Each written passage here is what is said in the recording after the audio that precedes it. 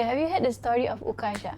Sayyidina Ukashah. One of the sahabas of the Prophet Ukashah Sandros, one of the sahabas of Rasulullah SAW. Yes, Rasulullah. And he's a guy lah, right? Yes, it's a guy. Oh, you kenal Ukashah Sandros, No, I know Ukashah is the name of a guy lah, but right? Oh, okay. But anyway. Okay. So, during the Perang Badr, we are still at the topic of Perang Badr kan. During Perang Badr, we know that Muslims were outnumbered, right? So there were only 300 plus Muslims and over 1,000 Quraysh. Over 1,000 Quraysh. And each and every one of the Quraysh had a sword. Okay, and they have a lot of camels. Each and every one of them have camels, and even extra for them to slaughter and eat. And like for Muslims, they only have like a few horses and only 8 swords. Okay. Okay. So Ukashah is one of them who had the sword. Okay. Okay. And then as he was fighting fi sabilillah, for the sake of Allah, and then his sword was broken. Okay, broken. Have you heard of this story before? No, I've never heard of this story before. Okay, so his sword was broken.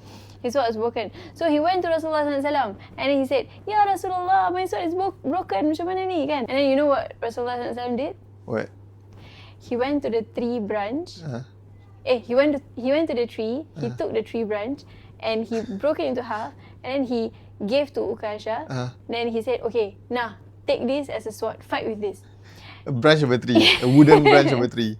Yes, and the Quraysh with 1,000 people, 1,000 army, everybody had swords and weapons and everything, and they were out for a full-fledged war, while the Muslims only had 8 swords, and one of them using a branch. Okay, but mashallah, look at Sayyidina Ukashah. He doesn't ask Rasulullah back, "Ya Rasulullah, kau kasih aku branch?" You know, macam, are you joking? Dia tak macam tu tau. Tapi he took the branch and he fought with full conviction that the sword is going to help him because it's from Rasulullah SAW. With the barakah of Rasulullah SAW, the sword actually... The branch. The branch actually transformed into a sword. MashaAllah kan. Macam MashaAllah. Like I dengar ni macam wah, macam fairy tale. I think it's more of he's thinking that, okay, my sword is broken. The best I can do now is to fight with this branch. So as far as the amount of effort necessary to fight the war, that's the most he can do. So it works for him. And of course, by Allah's miracles, the branch became a sword. It transformed. Macam, can you imagine you tengah fight with that and benda tu betul-betul transform into a sword. So that's the power that's the power of faith lah. And macam kadang-kadang when we see these stories and we kind of macam, imagine if it were to happen to us. Kan? I fight je pakai branch. Why? Imagine it were to happen to us. Yeah, I mean, I cannot imagine lah if it were to happen to us. And we always see this in movies and fairy tales, but we've never really seen this in like real life, kan? But mashallah, it's recorded in the hadith, right? I mean, it shows one of the miracles of Allah. Yeah, right? inshallah, Allah can do anything. So macam, I think one key point that I really like about Ukashah is Sayyidina Ukashah is like he has full conviction that Allah is going to help him, even though with a tree branch, even though how impossible it is. But macam for us in this modern era where everything has to be explained through science. Yeah, and I think that's the main lesson. Like macam kadang-kadang we doubt, boleh ke Allah buat untuk aku ni? Yeah, kan? Actually I think one of the issues that I see in this modern day and age is we don't really believe in miracles anymore. Like we don't believe the power of Allah. We don't believe that Allah can do anything that He wants with kun fayakun. Yeah. So I think it's part of. I mean, it's symptomatic of the kind of education system we go through. Right? We learn a lot of these things. We learn for every cause there's an effect. Right? So why did this happen? Or because we did this and then this happened. We did this and then this happened. So we forget or we overlook that Allah's hand is at work.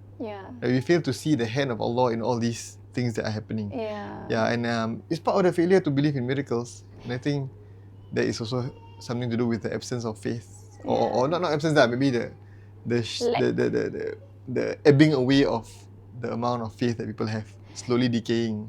Do you know that education is part of the end of times?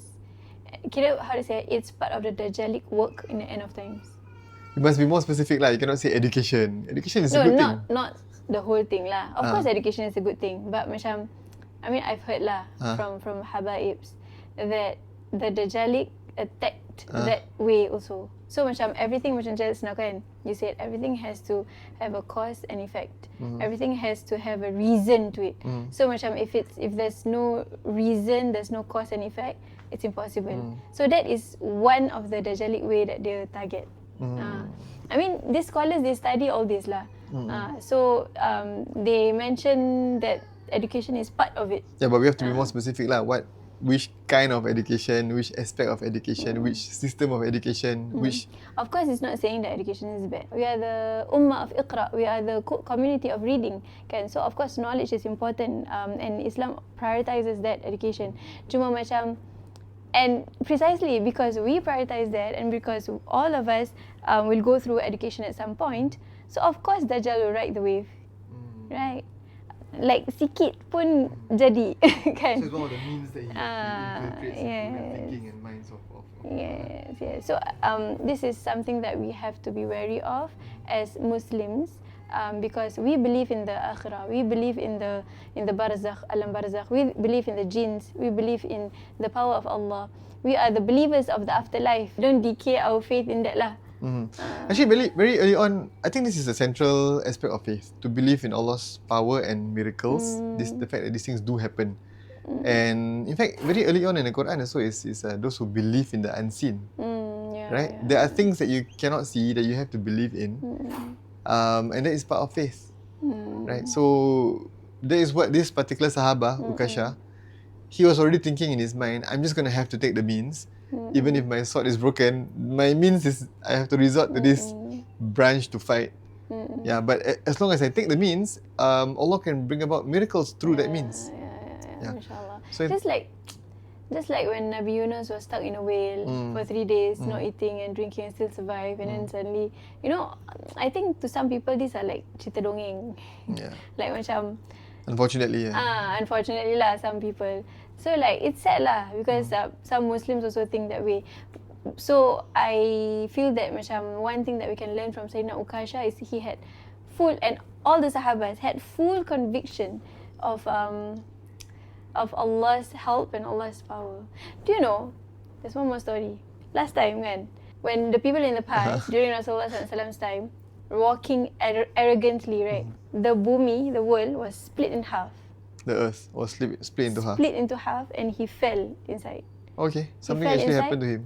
Yeah, kira macam in the past kan, when you do something like wrong, immediate effect, something would happen to you. Faham tak? Okay. Kira the ummah at that time, masya-Allah, like macam you buat salah sikit terus you kena. So the consequence is immediate lah. So masya-Allah. I mean, there must be some other context behind it also, like why this particular individual, because it probably didn't happen to every single person. Of course lah. Right? So there's some backstory also as well. But the fact that these things do happen, there are miracles of Allah. Nabi Musa alaihissalam parted the Red Sea. Yes. That's another miracle. We cannot use some kind of science, or it's the gravity of the moon, or the high tide, the high tide or low tide that cause the water to be less deep and whatever. So it's not that. It's actually a miracle. These things actually do happen, and this is something that we should try to strengthen our faith in, and that miracles are in fact a part of life, and we should always try to see Allah's hand, Allah SWT hand in whatever actions that take place in our life. Like, this is God's doing. This is what Allah has done. How do I respond? I was reminded by because yesterday night, right? I was making Akil, our son, sleep lah. And then after that, he was complaining his eczema. You were asleep? No, I was making Akil sleep. Oh, okay. My son. Okay. He's a 2 2-year-old boy. Okay. So basically, he was complaining that he was itchy. Itchy, because he has eczema, right? Okay. Very, very severe eczema. He was complaining itchy. And then after that, I taught him jumpy. And then when jumpy is like reciting holy things or like reciting surah. And he understands? He understands lah. Okay. Jumpy. He said, okay, jumpy, he said. Jumpy. So I took his leg and then after that I recited Al-Fatiha. So as I was reciting that, I was reminded by this story by this king. Okay, so long time ago, right, during Rasulullah's time, there was a king who his leg was bitten by a spider. Okay. So and then after that he wasn't a Muslim, but then he called a Muslim, a Sahaba, and then the Sahaba came, and you know what he did? What? He just recited Al-Fatiha, and then cured. And the spider let go? No. As in like the sting of the spider. The spider is no longer there lah, but the sting is there. So after that, the leg was cured. Okay.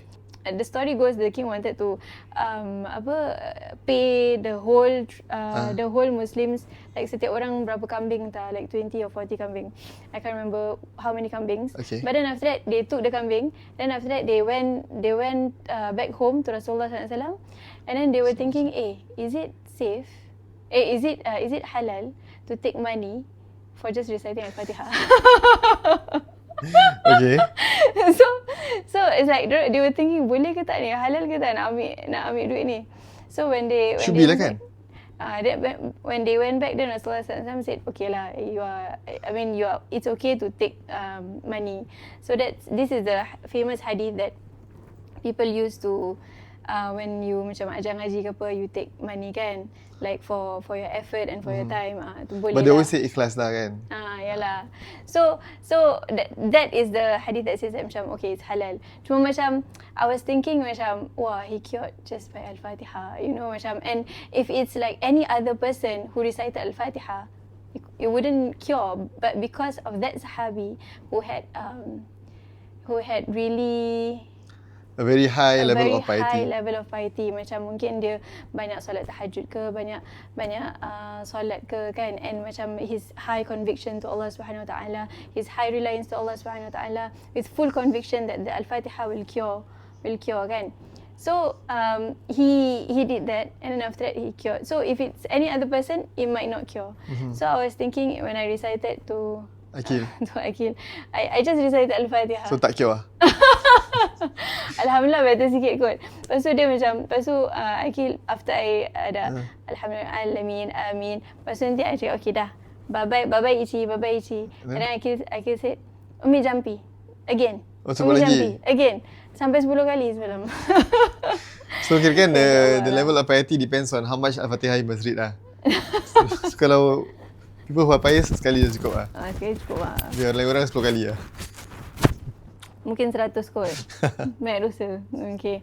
Yeah, so that's what I'm saying lah. Macam some people they macam tak logik kan. Macam Al-Fatihah, you baca Al-Fatihah boleh cure eczema. People don't believe in such things. And worse, they actually become mockers. They mock people who actually believe in such things. So na'udzubillah min zalik. Na'udzubillah min zalik. Okay lah.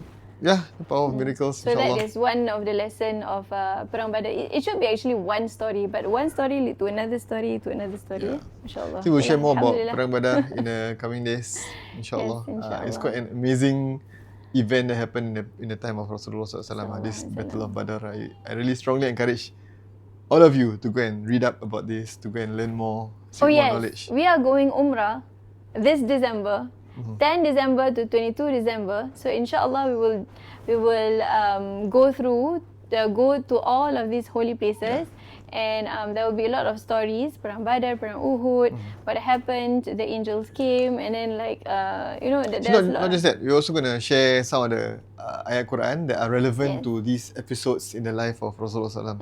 Right, about Allah sending down the angels. All this is recorded in the Quran as well. Yes.